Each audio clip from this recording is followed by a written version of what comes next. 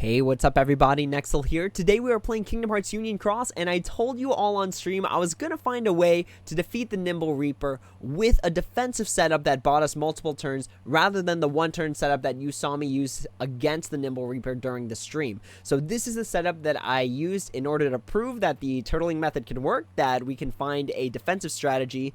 And let me go ahead and show you the medals and the traits and the skills before we actually hop into the fight and I show you exactly how it all plays out. So we borrowed a Kingdom Hearts 3 Yuffie because we don't have one of our own. Her main purpose is going to be defense, and there's no skill, there's no extra attack. Really just the one proc of a Yuffie is enough to last for multiple turns. It gives you the defense you need, or at least it lowers the enemy's strength enough to keep you alive every single turn. And then let me show you the rest of the setup before we hop in and do more explanations of what's going on.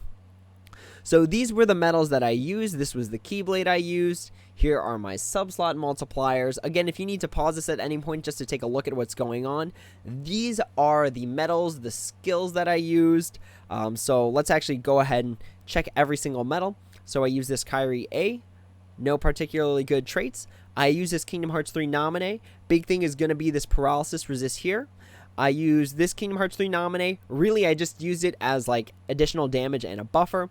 And then finally, these last three are definitely my damage dealers for this entire mission, just making sure I did enough damage to continually chip away at the enemy. So these were the medals that I used. Let's go ahead, hop into the boss fight, and I'll show you exactly what you need and exactly how it should all play out. So now I'm going to show you the defensive setup that I used in order to beat this quest. So here's my defensive setup, and the idea behind this setup is essentially you survive turn after turn after turn, just slowly chipping away at that enemy's HP until it hits 0. Now there's a few key things that you're going to need in order for this to work. The first thing is that you need defense boost 5 max or higher. So defense boost 5 max, defense boost 6 max, something like that, because that's how you're going to survive turn after turn. This enemy doesn't have a lot of strength, so having that defense boost 5 max is going to cut down that damage you're taking to a point where you can actually survive it. So Kingdom Hearts 3 Kyrie A at the top has defense boost 5 max. The next thing that you want to pay attention to is actually the counters. So making sure that if you have medals that decrease count, you're going to want to be able to recover for them. So the whole point behind Kingdom Hearts 3 Kyrie A, the 2 Kingdom Hearts 3 nominees, is making sure that I have my count all the way back up so that the counts that are removed by Angelic Amber, Aced, and Dissidia Sephiroth are accounted for. That way we don't drop it down to 0, because the counter when it hits 0 on the final enemy is very strong and it will knock you out. So it's important to make sure you account for counters. The next thing about this defensive setup is that one Kingdom Hearts 3 Yuffie is enough, meaning that if you have a friend that is sharing Kingdom Hearts 3 Yuffie, you can just use that and essentially play this defensive setup. Yuffie's buffs or debuffs on the enemy are enough to keep you alive turn after turn after turn. The next thing is that you are going to need paralysis resist 100%. So it could be 5 paralysis resist 20% traits or 1 pet trait that's paralysis resist 100%. So in this case, you can't see it, but my Kingdom Hearts 3 Nominee in the second slot has paralysis resist 100%, and that prevents you from getting paralyzed. That makes sure that your combo goes through every single time, every single medal is getting activated. That way you can, again, progressively chip at that enemy's health. If at some point your setup breaks, and the enemy is able to heal, it can undo all the damage that you did by chipping away at its health. So paralysis resist 100% in any form. So again, paralysis resist 20% times 5 or paralysis resist 100%. That's going to work beautifully in this setup here.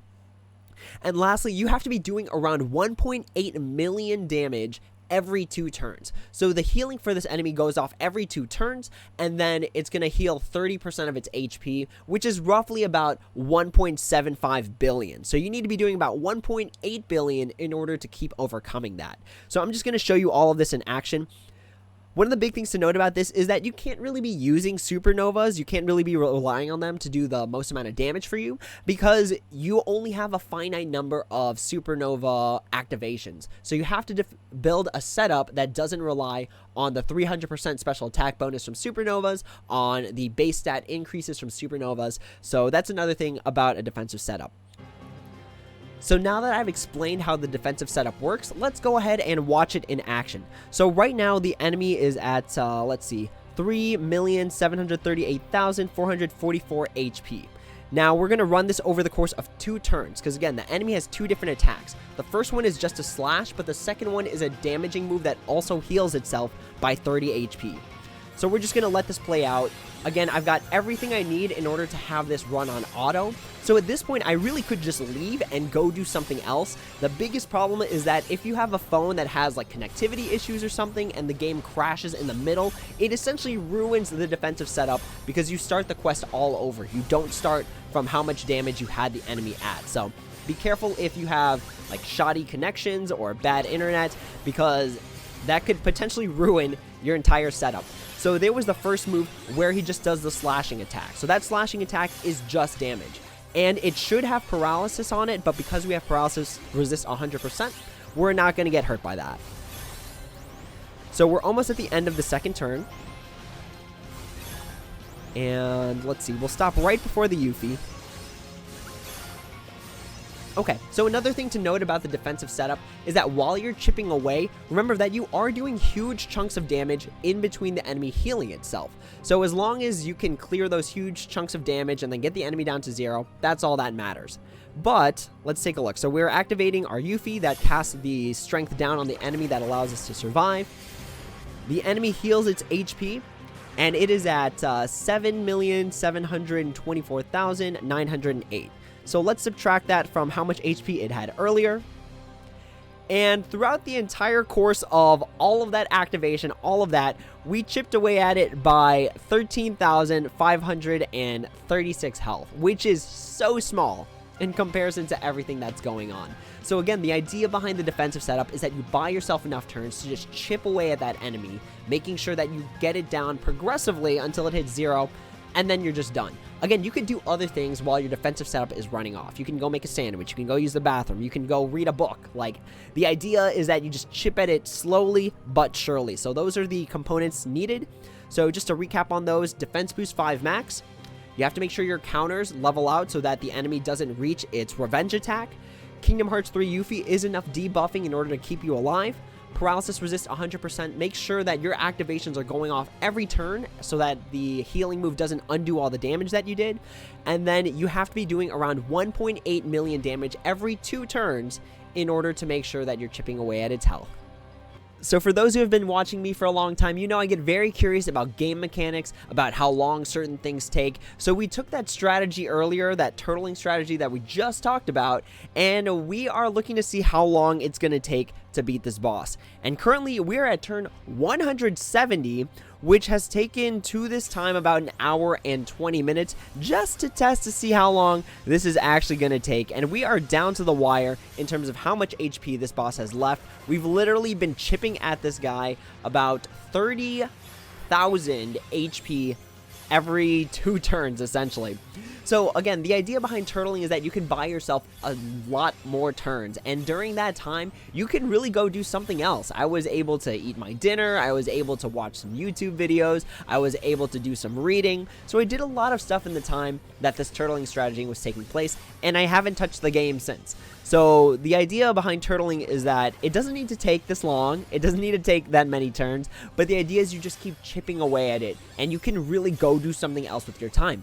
Considering that the game will run on its own, you're totally okay to do something else and then just come back to it later. Again, the big problem is internet stability, because if at some point the game loses connection to the internet, or if the app force shuts down, you're not completing the quest, because the game will reset it to a point where you have to redo the quest all over again, and it ruins all of your progress. So just keep that in mind, that if you want to do the turtling strategy, again, there were a few basic components that you need to have that I talked about earlier.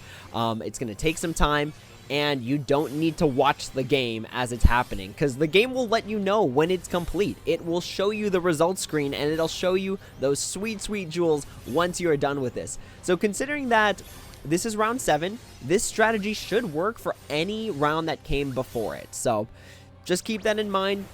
It's an option. It might not be the most favorable one, because you have to have a medal that nobody wants, the Kingdom Hearts 3 Yuffie, and then you have to have like dedicated time. But in case you are unable to beat it in 1 turn, this is a valid strategy for those who just need the jewels and don't mind how long it's going to take. So we are down to the wire here. This is turn 174, And this should do it. I'm willing to bet this should. Yep, there it is. So it took 174 turns with this super dinky setup on how to beat the Nimble Reaper. But we got it. It's done. The reason no items are gathered is because I've already completed it once. But yeah, that's the turtling strategy. That's how it works. It could take some time, but again, you're allowed to do other things since the game gives you an auto feature that lets it do it all on its own. But with that being said, that is the end of this video. Thank you all so much for watching. As always, if you have any questions, comments, or concerns, feel free to leave them down in the comments below, and I'd be happy to answer when I have the time. If you'd like to join my Discord, the link is right down there beneath the screen, right over there. It's in the yellow box. You got to type that URL into your URL box. But that's all for now. Again, thank you all so much for watching, and until next time, take it easy.